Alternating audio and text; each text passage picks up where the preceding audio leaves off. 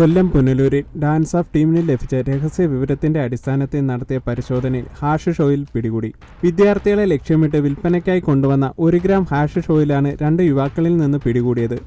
സംഭവവുമായി ബന്ധപ്പെട്ട് പുനലൂർ തൊളിക്കോട് തലയംകുളം മണ്ണവയൽ കാഴക്കേതിൽ 22 വയസ്സുള്ള സഞ്ജയ്, പുനലൂർ വാളക്കോട് ആറ്റുമല പുത്തൻവീട്ടിൽ 21 വയസ്സുള്ള ആൽവിൻ ഫ്രാൻസിസ് എന്നിവരെ പോലീസ് അറസ്റ്റ് ചെയ്തു. ഇന്നലെ വൈകിട്ട് 5 മണിയോടുകൂടി പുനലൂർ MLA റോഡിൽ വെച്ചായിരുന്നു സംഭവം. ഇരുചക്ര വാഹനത്തിലെത്തിയ യുവാക്കൾ വിദ്യാർത്ഥികൾക്ക് ലഹരി ഉൽപ്പന്നം കൈമാറാൻ ശ്രമിക്കുന്നതിനിടെ ഇവരെ രഹസ്യമായി പിന്തുടർന്നെത്തിയ Punalur sub division DANSAF team അംഗങ്ങൾ പിടികൂടുകയായിരുന്നു. തുടർന്ന് പുനലൂർ SI അനീഷിന്റെ നേതൃത്വത്തിലുള്ള പോലീസ് സംഘം സ്ഥലത്തെത്തി തഹസിൽദാർ അജിത് ജോയുടെ സാന്നിധ്യത്തിൽ ഹാഷിഷ് ഓയിൽ അളന്ന് സീൽ ചെയ്തു. പ്രതികളെ വിശദമായി ചോദ്യം ചെയ്താൽ മാത്രമേ കൂടുതൽ ആളുകൾ ഇതിൽ ഉൾപ്പെട്ടിട്ടുണ്ടോ എന്നറിയാൻ സാധിക്കൂ എന്ന് പോലീസ് അറിയിച്ചു.